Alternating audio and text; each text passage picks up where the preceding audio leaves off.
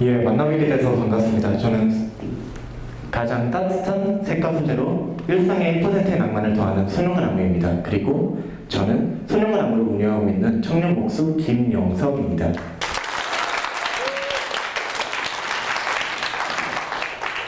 손영은 안무에 대해서 아마 다들 처음 들어보셨을 거예요. 근데 천천히 손영은 안무가 어떤 것들을 하는 회사인지는 천천히 말씀을 드릴게요. 처음에 이 강연에 대해서 요청이 들어왔을 때 사실 정말 많이 고민을 했어요. 일단은 내가 정말 이런 강연을 해도 될 만한 사람인가?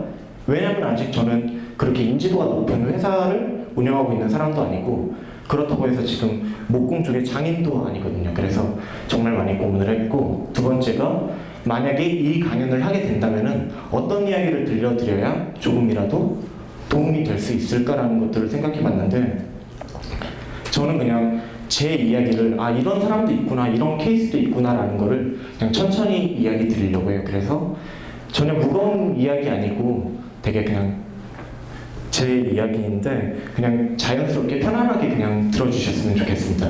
그럼 시작해 보겠습니다. 저는 원래 사진을 되게 좋아하는 그냥 평범한 아이였어요. 한 3살, 4살 때부터 사진을 계속 찍어왔던 것 같아요.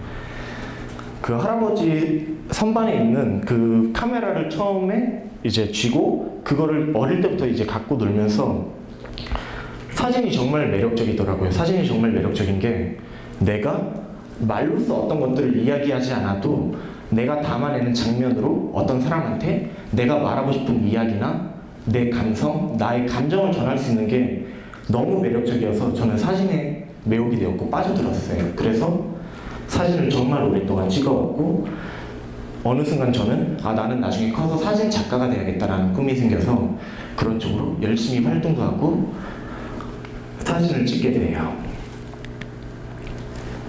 여기 보이시는 게 제가 이제 중학교 때 촬영을 했던 건데, 사진의 느낌이 좀 어떤가요? 예를 들어 느낌이 밝은 느낌일 수도 있고 좀 어두운 느낌일 수도 있고 우울한 느낌일 수도 있는데 제 사진의 컬러는 좀 어떤 것 같으신가요? 차분하고 차분하고 좀 어둡고 우울하고. 이상하게 저는 똑같은 이제 장소에 다른 사람이랑 같이 가서 촬영을 해도 제 사진은 이상하게 우울하고 어두운 느낌이었어요. 이제 중학교 2학년 전까지는 제가 그냥 찍고 싶은 것들을 자연스럽게 찍다가 이제 중학교 3학년이 되면서 제가 담아내고 싶은 이제 제가 한 가지의 딱 주제를 갖고서 사진을 몰입해서 찍게 됐는데, 제 사진의 컬러처럼 우울한 이런 사진에 제가 빠져들어 있더라고요. 제가 제 사진에 몰입해가지고 이런 우울한 사진들을 촬영하고 담아내다 보니까 저라는 사람도 어느 순간 보니까 굉장히 우울한 사람이 돼 있더라고요. 그렇게 해서 실제로 우울증도 되게 오랫동안 겪게 됐어요. 우울증도 겪고 어느 순간부터는 이 감정이 컨트롤이 되지 않더라고요. 감정이 컨트롤이 되지 않아서 그나마 사진을 찍는 순간에는 괜찮은데 그 나머지 시간에는 정말 미쳐버리겠더라고요. 그래서 안 좋은 생각도 많이 하고 더욱더 사진은 암울해지고 우울해지고.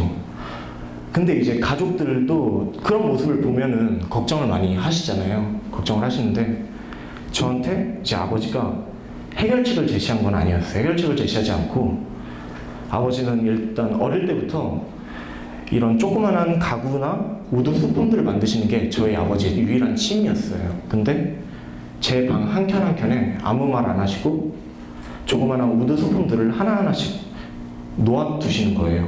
어느 날 학교 끝나고 돌아와 보면은 이번에는 어느 선반에 뭐가 또 하나 올라가 있고, 처음에는 몰랐는데 나중에 제 공간 안에 그런 우드 소품들이 쌓이고 나니까 그 마음을 알겠더라고요.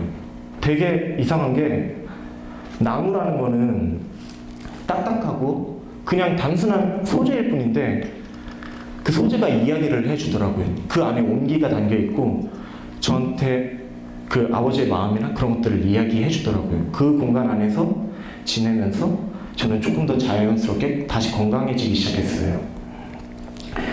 이제 그래가지고 이제 고등학교 3학년이 되고 진로를 결정해야 되는 시기인데 사실 저는 오래전부터 사진을 찍어왔고 공모전이나 전시회 같은 것들을 많이 해왔고 그쪽으로 경력이 조금 많이 쌓여 있었기 때문에 제가 원하는 사진학과에 들어가는 거는 전혀 문제가 없는 상태였어요. 근데 제가 이제 고등학교 3학년 때 이제 동대문에서 조금씩 옷을 가져와가지고 떼다 팔던 게 있었는데 그게 생각보다 되게 짭짤한 거예요. 학교 다니면서 동대문 시장 가가지고 옷 떼와가지고 카페나 블로그에다가 옷을 조금씩 올려가지고 판매를 하는데 제가 고등학생이었는데도 150만 원에서 200만 원의 수입을 제가 벌어들이니까 이것도 되겠다 싶은 거예요. 또 한 가지 고민은 제가 사진으로 인해서 엄청난 우울증을 겪어왔었기 때문에 내가 정말 사진을 몰입해서 다시 찍게 되면은 또 다시 나는 그런 우울한 사람이 돼 있지 않을까라는 생각을 하게 됐어요. 근데 제가 사진을 찍으면서 가장 즐거웠던 순간들을 생각을 해보니까 중학교 2학년 그 전부터 제가 담고 싶은 장면들을 담아낼 때가 제가 보니까 가장 행복했던 순간들이었더라고요. 그래서 그래 나는 사진을 직업으로서 갖지 말고 내 인생의 친구로서 가져가자라고 해가지고 사진학과를 포기하고 쇼핑몰을 하게 돼요. 왜냐하면은 뭐 고등학교 때 학교 다니면서 150만 원, 200만 원 이렇게 벌어들이는데 내가 옷 하나만 제대로 해보면은 뭐 한 4, 500만 원 벌지 않겠어라고 생각을 했던 것 같아요. 되게 오만방자였던 거죠. 그래서 고등학교 3학년 졸업하고서 바로 사업자 등록을 하고서 첫 번째 사업을 시작을 해요. 남성 의류 쇼핑몰이었고 이름은 클로토라고 했어요. 이름은 클로즈 앤 포토 해가지고 옷과 사진의 이야기라는 그런 쇼핑몰이었어요. 진짜 열심히 준비를 하고 일을 하고 그랬어요. 고등학교 시절을 통틀어가지고 거의 3년 동안 사업을 했던 것 같은데 사진을 찍고 그랬던 순간들보다도 더 몰입해가지고 정말 최선을 다해서 일을 했어요. 왜냐면은 제가 사진학과를 포기하고 이 사업을 한다고 했을 때 많은 사람들이 저한테 손가락질 했거든요. 너 분명히 후회해. 너가 여태까지 전시회 나가고 공모전 했던 게 어떤 거를 위해서 너가 준비해왔던 건데 너 왜 그거를 해? 너 분명히 후회한다라는 말들을 했는데 그 말들에 제가 그렇게 되기 싫어가지고 진짜 열심히 사업을 했어요. 이제 밤 8시가 되면은 동대문 시장, 도매시장이 오픈을 해요. 이제 8시에 시장에 가서 시장 조사를 싹 하고 내가 오늘은 어떤 옷을 가지고 와야겠다라는 것들을 체크해 놓고 그렇게 시장을 다 둘러보고 나서 이제 옷을 사갖고 와요. 그러면은 제 사무실로 다시 돌아왔을 때가 한 1시 정도 돼요. 1시 정도 되면은 다음날에 모델분 오시면은 바로 촬영도 해야 되고 그래야 되니까 옷 같은 것도 미리 코디해 놓고 다림질 해 놓고 준비해 놓고 그러다가 잠을 자요. 그렇게 한 4시쯤 잠을 자서 9시부터 이제 전화 상담이나 이런 것들이 오기 때문에 8시 반부터 일어나가지고 이제 사업 이제 그날 하루를 이제 업무를 준비를 하고 이제 업무를 시작하죠. 그러면서 전화 응대하면서 모델분 도착하시면은 촬영하고 아무튼 진짜 열심히 했어요. 그때 막 판매하고 제가 찍었던 다 사진들인데 나쁘지 않지는 않나요? 나쁘진 않진 않은 것 같은데 결과는 어땠을까요? 3년 동안 정말 쉬지 않고 일을 했는데 정말 3년 동안 쉬지 않고서 전 진짜 일만 했어요. 일만 했는데 저한테 남은 돈은 300만 원이었어요. 그것도 이 300만 원이 제가 가지고 있던 옷 재고들 저한테 손가락질을 하고 다른 길 그냥 너 가던 길 가라고 말했던 사람들한테 가가지고 진짜 미안한데 나 이번에 쇼핑몰 그만하게 됐다. 너 이거 옷 좋아하니까 옷 저렴하게 줄게 몇 개 가져가. 이런 식으로 해가지고 판매하고 모은 게 300만 원이었어요. 완전히 망해버린 거죠. 만약에 제가 대학생이었다가 사업을 해가지고 사업이 망한 거면은 그래 나 좋은 인생 공부했다라고 하면서 대학교에 돌아갈 수가 있었을 텐데 저는 갈 데가 없었어요. 대학교를 갔던 것도 아니고 저는 사업 하나에만 몰두했으니까. 엄청 방황을 했어요. 또다시 방황하고 되게 무섭더라고요. 되게 자주 만나던 친구들인데도 그 친구들을 못 만나겠더라고요. 걔네들이 뒤에서 이제 걔 봐, 걔 뭐 자신만만해서 뭐 자기 길 가으러 간다더니 망했다더라. 그런 이야기 눈앞에서 들을까봐 무서워서 다시 방황하더라고요.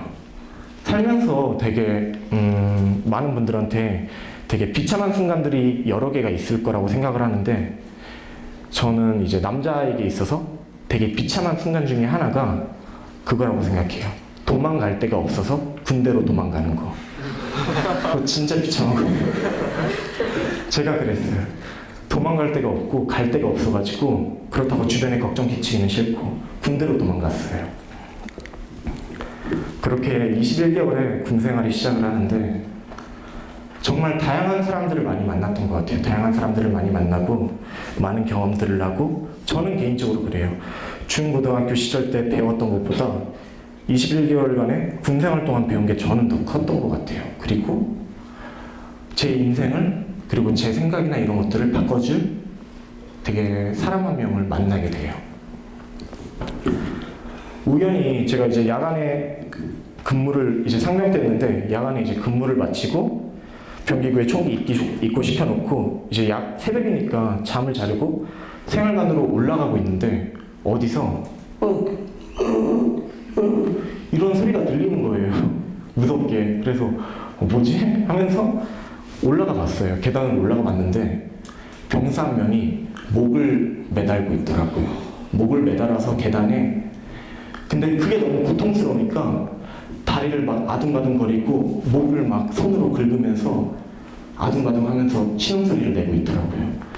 제가 그걸 보고서 바로 도와줬어야 되는데 1초간 정지됐어요. 뇌가 정지돼가지고 이렇게 1초간 멍을 때리다가 그 아이한테 달려가가지고 어떻게 다리를 들어가지고 그 아이 또 살고 싶었나 봐요. 너무 고통스러웠는지 제가 이렇게 다리를 올려주니까 살고 싶었나 봐요. 그래서 다시 올라가가지고 결국에는 이제 풀고 둘이 이야기를 하는데 저는 그 아이가 되게 나름 잘 적응해가지고 부대에서 생활을 하고 있는 애라고 생각을 했거든요. 근데 그 이야기를 들어보니 왜냐면은 걔는 학교도 되게 좋은 대학교를 다니고 있고 외모적으로도 되게 잘생겼어요. 잘생기고 키도 크고 남들이 봤을 때는 되게 쟤 괜찮다라고 할 정도의 애였기 때문에 잘 생활을 하고 있었는데 알고 보니까 얘는 어릴 때부터 열등감을 갖고서 살았던 거예요.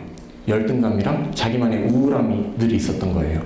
집안이 되게 좋은 아이였어요. 아버지가 되게 대기업 전무님이셨고 어머니가 대학교 교수님이셨어요. 근데 얘가 형이 한 명 있었어요. 형이 한 명 있는데 얘는 아무리 어릴 때부터 노력을 해도 형의 그늘이나 그런 것들에서 벗어날 수가 없는 거예요. 형을 넘을 수가 없는 거예요. 그래서 엄청 어릴 때부터 부모님한테 너도 형처럼 이라는 말을 맨날 들으면서 살았대요. 그래서 얘는 그래도 부모님한테 내가 살면서 인정을 한번 받아봐야 되지 않겠냐 해가지고 얘가 했던 거는 공부를 정말 열심히 했던 거예요. 공부를 정말 열심히 해서 대학교를 딱 들어갔어요. 남들이 다 좋다고 하는 대학교를 들어갔는데도 형의 그늘에서 벗어날 수가 없었던 거예요.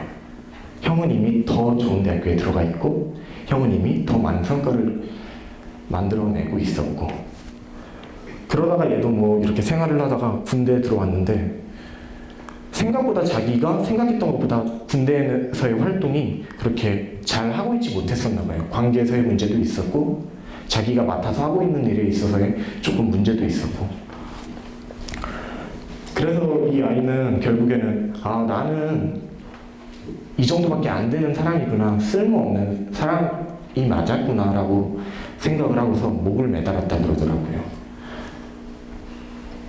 그 이야기를 듣는데 되게 망치로 제 머리를 한 대 맞는 것 같더라고요. 되게 오만한 생각일 수도 있는데 저는 그 전까지는 저만 힘든 줄 알았어요. 저만 힘든 줄 알았고 저만 우울한 줄 알았거든요. 근데 아니더라고요. 조금만 그날 이후로 시야를 조금만 다르게 해가지고 주위를 보니까 제 주변에 생각보다 아픔이 있는 사람들, 자기만의 우울함이 있는 사람들이 생각보다 되게 많던 거예요.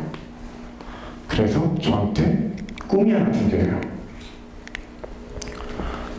나같이 성장통을 겪고 있는 사람들한테 조금이라도 힘이 되고 싶다.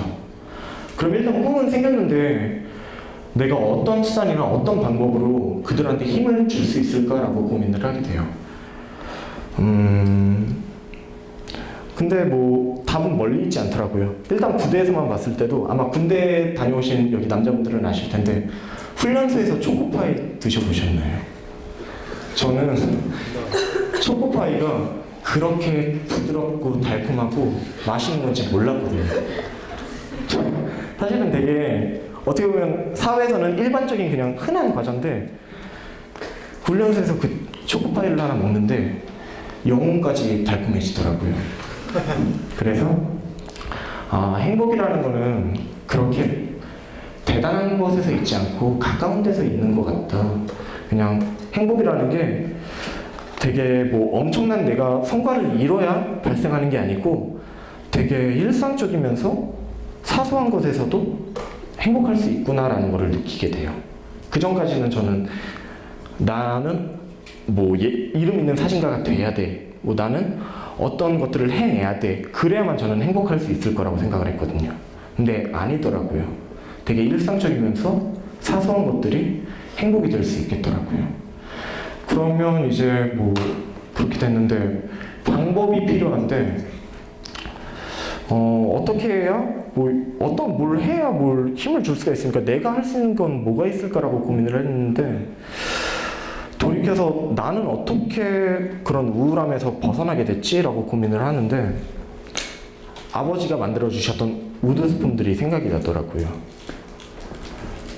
그때 당시에는 막 그렇게 몰랐어도 제가 그런 고민을 하고 있다 보니까 그때 내가 그런 우울함에서 탈피할 수 있었던 게 누군가가 나한테 그런 온기를 담아서 정성스럽게 만들어준 그런 소품이나 가구들로 내가 그 사람들의 마음을 전해받으면서 괜찮아질 수 있었구나 라고 생각을 하고 우드 소품을 만들어 보려고 결심을 해요. 어릴 때부터 아버지가 이제 취미가 이제 공방 같은 데 가셔가지고 가구들 만들고 그러시는 거였다 보니까 사실 어릴 때부터 저도 손 잡고 이끌려가지고 스튜디오나 이런 데 가가지고 구경도 하고 보기도 하고 그랬었거든요. 그래서 사실 간단한 도구들 다루는 거나 또 간단한 뭐 소품 같은 것들을 제작하는 거는 저한테 크게 어려움은 없었어요. 그래가지고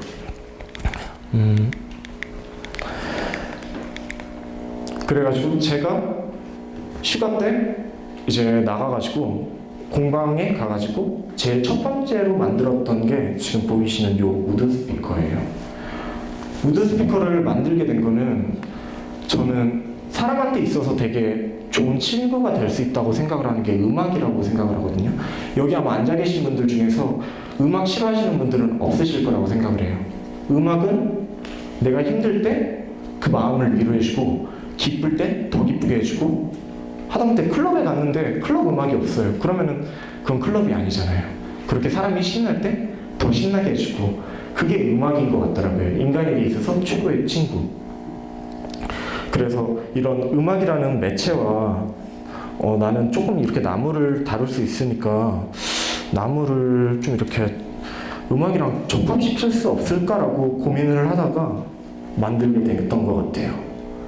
그렇게 해가지고 이제 이거를 여러 개 만들어서 제가 군 생활을 하면서 되게 감사했던 사람들 그리고 제 인생을 바꿔준 그 아이한테 가가지고 저녁 전에 이제 선물을 하는데 다들 너무 좋아하더라고요. 너무 좋아하고 어떻게 보면 제가 선물을 하는 거고 그들은 그거를 받았을 뿐인데 제가 받고 있더라고요.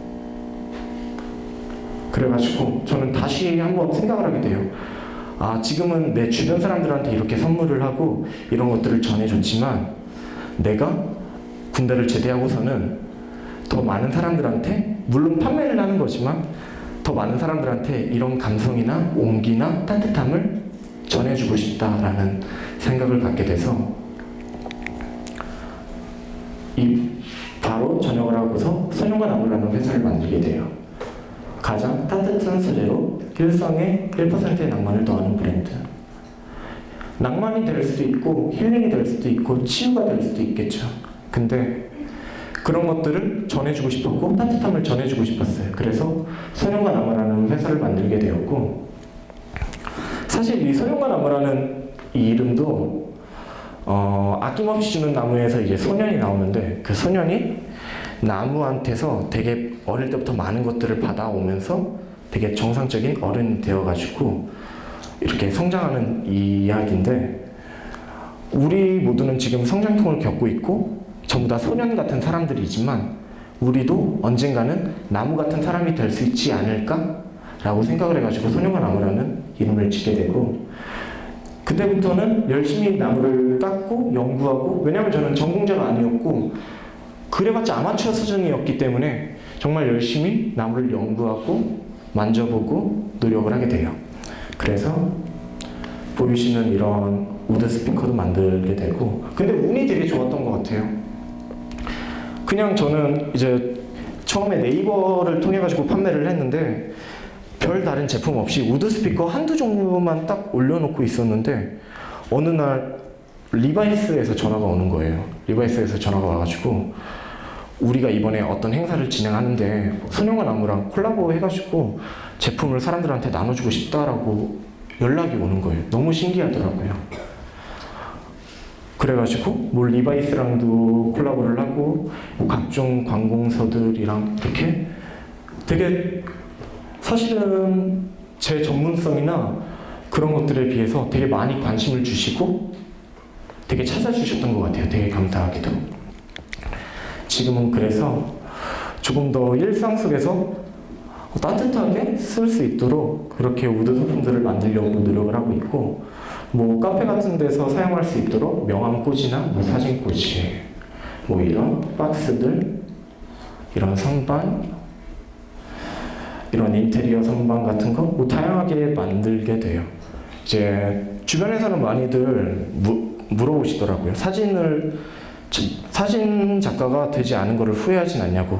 너는 분명히 그렇게 사진학과를 가서 그쪽 커리어를 밟아 나갔으면은 되게 좋은 사진가가 됐을 수 있었을 것 같은데 후회하지 않냐고 물어보는데, 저는 어떻게 보면은 지금 제가 하고 싶은 일을 하면서 제 꿈도 이뤘다고 생각을 하거든요. 왜냐면은 지금 제가 만든 작품이나 그런 제품들은 다 제가 직접 촬영하고 하거든요. 그래서 그리고 막 이제 이런 일을 하고 있다 보니까 되게 낭만적이고 행복하시겠어요 라고 이야기하는데 마냥 또 그렇지는 않아요. 이게 말이 좋아서 목공 디자인이지 사실은 막노동이거든요.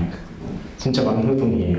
손 다칠 일도 되게 많고, 장비도 톱이나 이렇게 되게 위험한 장비들을 많이 사용하기 때문에 실제로 제 친구가 주말에 이제 제가 급한 오더가 많아가지고 불러가지고 이제 같이 일을 하는데, 너무 미안하게 그 친구가 작업을 하다가 손가락 반을 잘랐어요.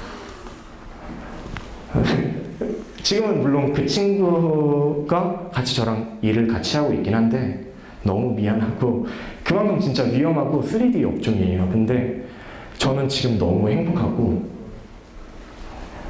이렇게 디자인을 하고 가구를 만들다 보니까 어느 순간 제가 이 가구 만들고 디자인하는 거에 미쳐 있더라고요. 그래서 사실 지금도 365일 중에 360일 정도는 매일 새벽 6시에 일어나서 한 12시까지는 계속 업무만 하는데도 되게 행복해요. 지금도 사람들한테 제가 정성껏 만들어서 온기를 담아서 제작한 것들을 보내드리면은 뭐 안 좋다 이런 말도 들릴 수 있겠지만 좋은 피드백이 오잖아요. 그러면 그런 피드백이 너무 매력적이더라고요. 그래서 지금 열심히 하고 있고, 저는 이제 그렇게 생각을 해요. 신념을 가지고 있으면은 절대로 무너지지 않는다고. 사실 신념을 가지고 있지 않은 상태로 일을 하면은 지금은 되게 잘 돼 보이는 기업이고 지금은 되게 건장한 회사일지라도 어떤 바람 한번 불었을 때 정말 뿌리까지 다 뽑혀 나갈 수 있다고 생각을 하거든요.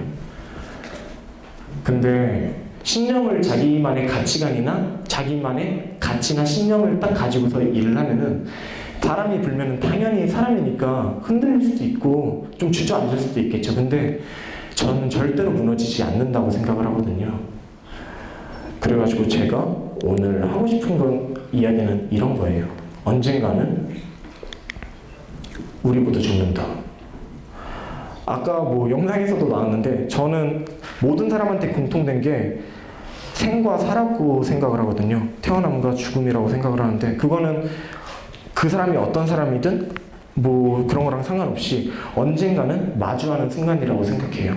근데 만약에 그 죽음이라는 순간이 오늘 다가온다면 저도 오늘 이 강연 마치고 운전해가지고 돌아가는 길에 뭐 차에 교통사고 나가지고 죽을 수도 있는 거겠죠. 뭐 죽을 수도 있고 사실 모르잖아요. 우리가 언제 어떻게 죽을지는 모르는 거잖아요. 그건 누구도 모르는 건데 그게 만약 오늘이라면은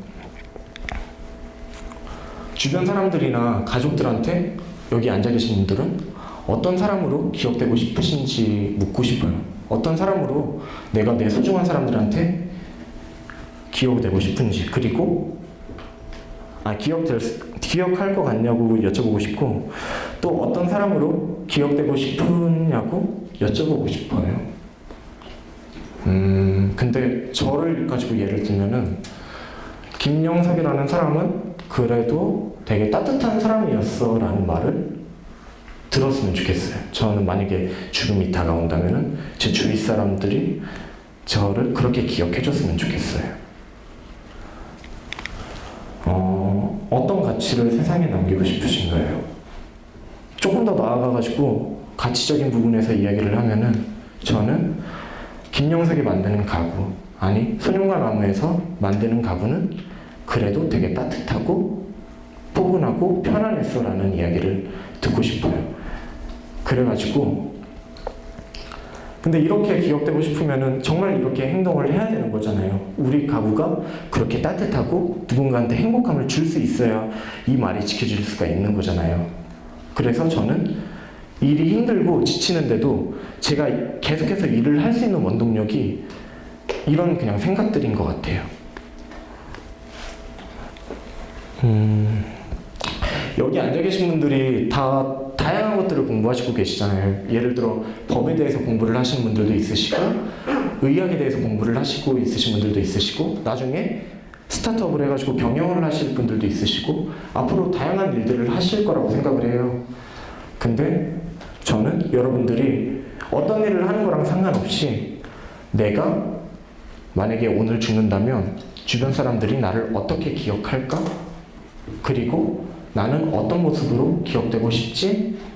라는 이런 생각에 대해서 한 번쯤은 생각해 보셨으면 좋겠어요. 분명히 어떤 일을 하시던지 일을 하시다가 힘든 순간이 오셨을 때 좀 나를 지탱해 줄 수 있는 그리고 일을 더욱더 차분하게 이끌어 나갈 수 있는 원동력이 되줄 수 있을 거라고 저는 분명히 생각을 하거든요. 그래서 저는 다시 한번 여쭙고 싶어요.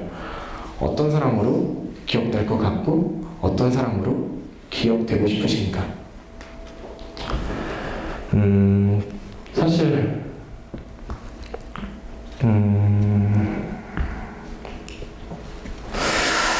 되게 어려운 문제이기도 해요. 어려운 생각이기도 하고 이게 되게 단순하면서도 어려운 생각이기도 한데 저는 꼭 오늘이 아니더라도 뭐 내일이든 모레든 아니면 뭐 일주일 뒤에든 한번 이렇게 생각해 보시고 정리해 보시는 시간을 가져보셨으면 좋겠습니다.